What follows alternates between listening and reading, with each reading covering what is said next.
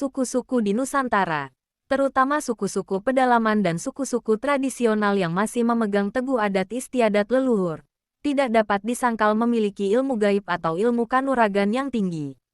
Kekuatan-kekuatan magis ataupun sihir yang dimiliki suku-suku Indonesia itu, konon telah ada sejak ratusan tahun yang lalu. Kemudian diturunkan dari satu generasi ke generasi yang lain. Dan inilah 5 suku di Indonesia yang konon punya kekuatan magis atau sihir yang dahsyat. Suku Dayak di Kalimantan. Suku Dayak memang sudah sejak lama dikenal memiliki kekuatan sihir atau mistis yang sangat hebat. Dengan kemampuan jelajah juga sangat jauh. Kekuatan itu biasanya disimpan di dalam senjata yang biasanya digunakan untuk perang, seperti mandau, penyang, dan sumpit.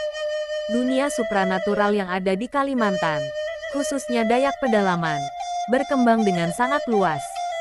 Mungkin Anda pernah mendengar mandau yang bisa terbang dan mencari lawannya, atau minyak bulu perindu yang konon sangat ajaib dalam menarik lawan jenis. Juga terdengar ada minyak bintang, yang dipakai untuk segala keperluan. Suku Dayak juga memiliki beberapa ilmu kekebalan yang kerap digunakan untuk perang atau melawan siapa saja. Ilmu itu juga pernah digunakan untuk melawan penjajah Belanda. Suku Asmat di Papua. Suku Asmat di Papua juga memiliki tradisi sihir yang terbilang sangat hebat. Itulah mengapa lokasi suku Asmat berada selalu terjaga dan hutan-hutannya tidak rusak. Hal ini terjadi karena suku Asmat sangat melarang perusakan hutan yang menjadi rumah mereka. Jika hal perusakan tetap dilakukan maka jangan harap bisa hidup dengan tenang. Mereka akan melakukan hal-hal gaib kepada sang perusak. Mereka yakin kalau alam selalu melindungi mereka, sehingga dengan merusak, bukan saja mereka merasa berdosa, tetapi juga alam akan menunjukkan kekuatannya dengan bencana. Suku Asmat sangat menghormati para leluhurnya. Itulah mengapa mereka mempercayai banyak sekali roh di alam. Sihir yang ada di suku Asmat konon bisa digunakan untuk menggerakkan alam.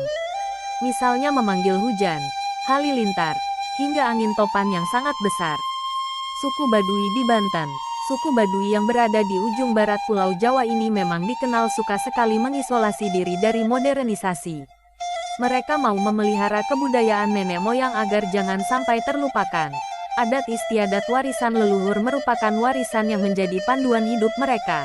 Selain dikenal sangat andal dalam hal menjaga budaya, suku Baduy juga dikenal memiliki tradisi mistis dan sihir yang cukup diperhitungkan di Indonesia.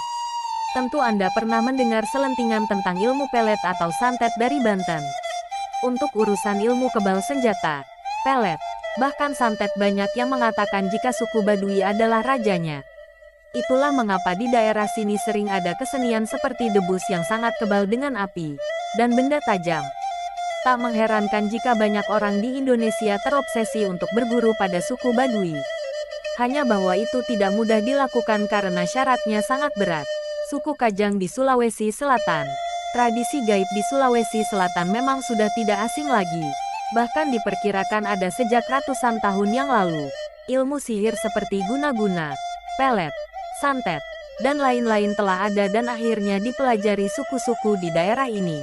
Terutama suku Kajang yang dikenal sangat ahli dalam hal mistisme. Mereka memiliki ilmu yang bisa membuat seseorang jadi kebal. Mungkin mirip sekali dengan suku Baduy yang ada di Banten. Tingkat jelajah ilmu mereka juga sangat jauh. Ngerinya lagi, kekuatan ini konon bisa membunuh orang lain. Suku Jawa di Banyuwangi. Salah satu suku paling banyak di Indonesia adalah suku Jawa. Suku ini banyak menempati Pulau Jawa, terutama bagian tengah dan timur. Setiap daerah di Jawa Tengah dan Timur ternyata memiliki kebudayaan yang berbeda-beda, termasuk budaya sihir yang di Jawa Timur banyak terdapat di Banyuwangi.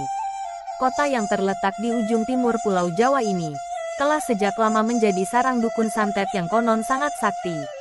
Anda mungkin masih ingat di penghujung masa kekuasaan Presiden Soeharto, banyak terjadi pembunuhan secara misterius dukun-dukun santet di Banyuwangi. Itulah mengapa banyak orang begitu takut jika berhadapan dengan orang dari kota ini.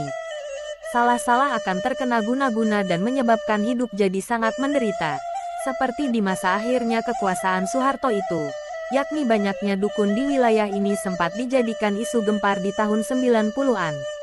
Isu seperti dukun santet, ninja, dan lain sebagainya sempat membuat Banyuwangi jadi mencekam.